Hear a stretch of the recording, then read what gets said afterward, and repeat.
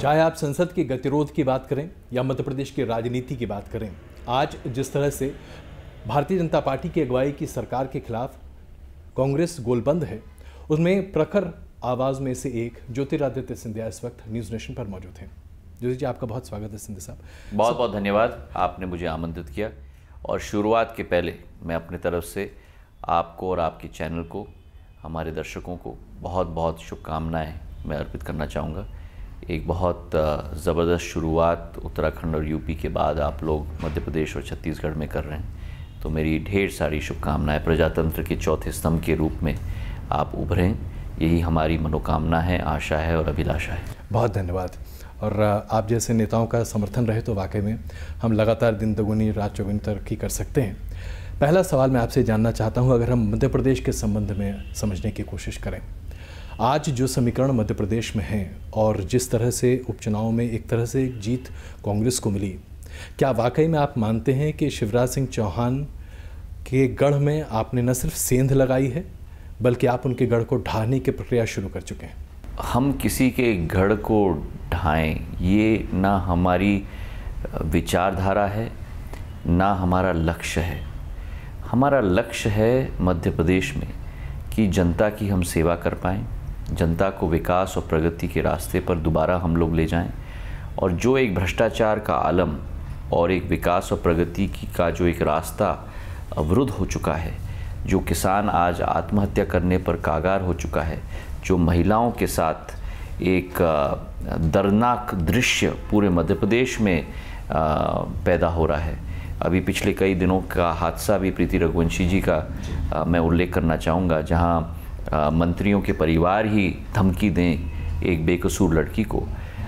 तो ये एक ऐसा वातावरण है जहाँ अब सवाल बन चुका है भाजपा और कांग्रेस का नहीं, सवाल बन चुका है मध्य प्रदेश की 7.5 करोड़ की जनता का भविष्य सुरक्षित रखने का। और इसलिए हम लोग मैदान में हैं, क्योंकि 14 साल इनकी सरकार की रवानदगी अब स्वयं जनता तय करेगी, इसका हमें पूरा विश्वास है। और जहाँ तक आपने उपचुनाव के बारे में संदर्भ दिया, मैं उल्लेख करना चाहूँगा कि केवल कोलारस और मुंगावली के उपचुनाव हम लोग नहीं जीते हैं, लेकिन पिछले 1 वर्ष में जो मध्य प्रदेश में 5 उपचुनाव हुए हैं, शुरुआत हुई थी फरवरी माह के 2017 के फरवरी माह में, जब अटेर भिंड का चुनाव की शुरुआत हुई थी उपचुनाव की।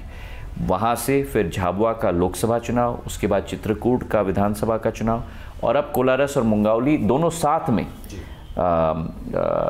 जो घटित हुए थे उपचुनाव, उन दोनों में कांग्रेस का परचम जनता ने लहराया है। तो ये स्पष्ट संकेत है कि अब जनता भाजपा से उकता गई है और अपना मार्ग स्वयं प्रशस्त करना चाहती है। अगर आप शिवराज सिंह चौहान जी की बात कहें तो वो ये कहते हैं कि चूंकि ये पहले से आपका गढ़ रहा है और वहाँ पर बीएसपी का वोट आपको ट्रांसफ़र हो गया, इसलिए आपको ये सफलता मिली है, और इससे भारतीय जनता पार्टी की सरकार के कार्य क्षमता पर कोई सवालिया निशान के तौर पर न देखा जाए। क्या इस बयान से आप सहमत हैं?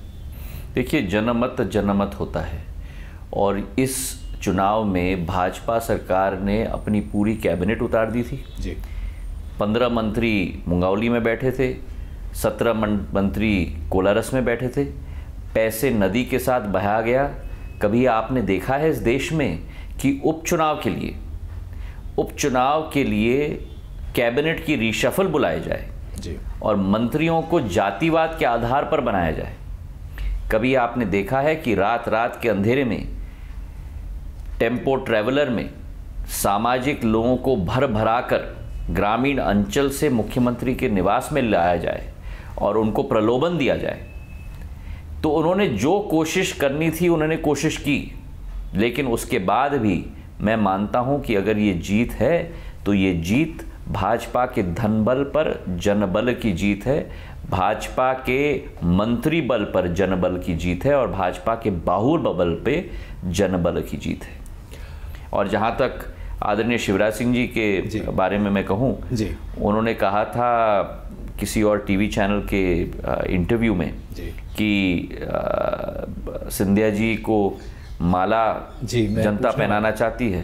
तो मैं तो इतना ही निवेदन करना चाहता हूं कि मुझे माला से प्रेम नहीं है, लेकिन मुझे लगता है कि शिवराज सिंह जी को हार से बहुत प्रेम है, और इसलिए कोलारस और जनता ने एक बहुत बड़ी हार उन्हें पहना दी। ये जो बयानबाजी आप दोनों के बीच में चल रही है, इससे हम क्या समझें कि आज रेस में आप शिवराज सिंह चौहान के मुकाबले खड़े हैं? देखिए, मैं कांग्रेस पार्टी का एक सिपाही हूँ और पिछले 16 वर्षों में मैंने एक सिपाही के तैनात आधार पर और एक समर्पित कार्यकर्ता के रूप में मैंने कार्य किया है जी। जब भी मेरा सौभाग्य रहा है कि पार्टी ने मुझे कोई जिम्मेदारी दी, चाहे वो कैबिनेट के मंत्री के रूप में, चाहे अब मुख्य सचेतक के रूप में, मैंने कोशिश की है कि उस जिम्मेदारी को मैं पूर्ण रूप से निभाऊं। मेरी सोच विचारधारा है कि आज मध्य प्रदेश में हमें कार्यकर्ता को बल प्रदान करना पड़ेगा, कार्यकर्ताओं को ऊर्जा हमें प्रदान करना होगा। और अगर कार्यकर्ता हमारा गांव-गांव में और पंचायत में और वार्ड में खड़ा रहे तो ये तय है कि भाजपा की रवानदगी प्रदेश की जनता और कार्यकर्ता स्वयं करेगी। मेरा यही सोच विचारधारा है कि कांग्रेस के सिपाही के रूप में मैं कार्य करूं। ऐसे में कई बार इस तरह की बातें सामने आती हैं और खुद मुख्यमंत्री शिवराज सिंह चौहान आपके संदर्भ में ये टिप्पणी बहुत बार करते हैं कि कम से कम कांग्रेस ये तय तो कर दे कि आखिरकार कांग्रेस का चेहरा कौन है, मैं तो बीजेपी का चेहरा हूँ। तो क्या आपको लगता है कि आज कांग्रेस पार्टी के लिए आवश्यक है कि एक चेहरे के तौर पर किसी को सामने रखा जाए? क्योंकि आमतौर पर ऐसा माना गया है कि गुटबाजी सबसे बड़ी दिक्कत रही है कांग्रेस पार्टी की विगत वर्षों में। देखिए, पहले तो मैं कहूँ कि ये स्वयं प्रतीत होता है कि क्या स्थिति शिवराज सिंह जी की और बीजेपी की है, क्योंकि उनको इतनी चिंता कांग्रेस की लग रही है। मुझे नहीं लगता कि पिछले 14 वर्षों में उनको इतनी चिंता लग रही थी जो आज उनको लग रही है जी। और उनकी भावना के लिए मैं उनको धन्यवाद देना चाहता हूँ। मैं मानता हूँ कि राजनीति में एक दूसरे की नीति और नियम और सरकार के क्रियान्वयन की परफॉर्मेंस पर हम लोगों को एक दूसरे पर वार करने से संकोच नहीं करना चाहिए, क्योंकि ये प्रजातंत्र है जी। पर मैंने सदैव ये कोशिश की है कि मैं कभी भी व्यक्तिगत टिप्पणी न करूं, और ना मैंने पिछले 16 वर्षों में की है। जहाँ तक कांग्रेस पार्टी का सवाल है, ज़रूर एक तरीके से गुटबाजी हमारे लिए एक बहुत बड़ा सिरदर्द पिछले कई वर्षों से रहा है।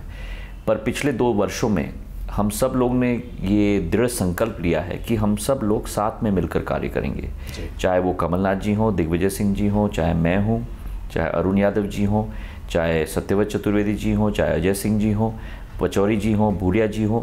हम सब ने साथ मिलकर ये तय किया है कि हम लोग कार्य करेंगे। और पिछले 1.5 वर्षों से हमारी